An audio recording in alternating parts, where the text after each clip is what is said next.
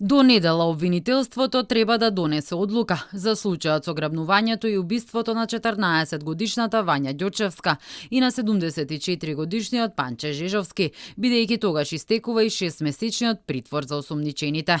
Во спротивно, осомничените ќе треба да излезат од затворот во Шуто Оризари и да се бранат од слобода. Во меѓувреме, нивните адвокати извршија увид во доказите на обвинителството, што беше и последниот чекор пред поднесување на обвинението.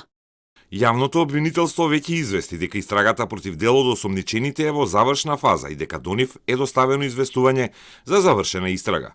Со оглед на тоа што рокот за притвор во истрага за дел од обвинетите истекува, надлежниот јавен обвинител изготвува одлука за која јавноста ќе биде известена кога ќе биде донесена.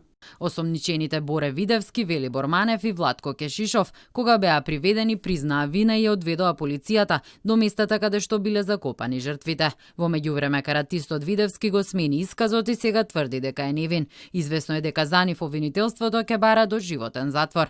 Таткото на Вања, Александар Ѓурчевски, кој е осомничен дека помагал во грабнувањето на неговата ќерка, односно давал информации за нејзиното движење, тврди дека е невин. Казната за кривичното дело за кое се товари е до 10 години затвор. Неговиот адвокат Владимир Туфекџич неколку пати изјави дека обвинителството нема докази против Ѓорчевски. Како организатор на грабнувањата и извршител на убиствата, дел од осомничените го посојучија Љупчо Палевски Палчо, кој беше уапсен во Турција и екстрадиран во земјава. Стефан Димковски, кој го превезе Палевски од Белград до Турција, е осомничен за помагање по извршено кривично дело.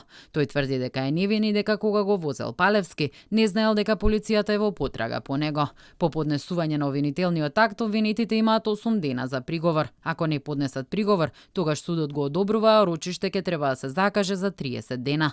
За обвинение против Палевски ќе се почека, бидејќи истрагата за него започна кога тој стапна на македонско тло, а може да трае максимум 6 месеци. Вања беше грабната на 27 ноември минатата година, а Панче исчезнал 5 дена претходно. Нивните тела беа пронајдени на 3 декември.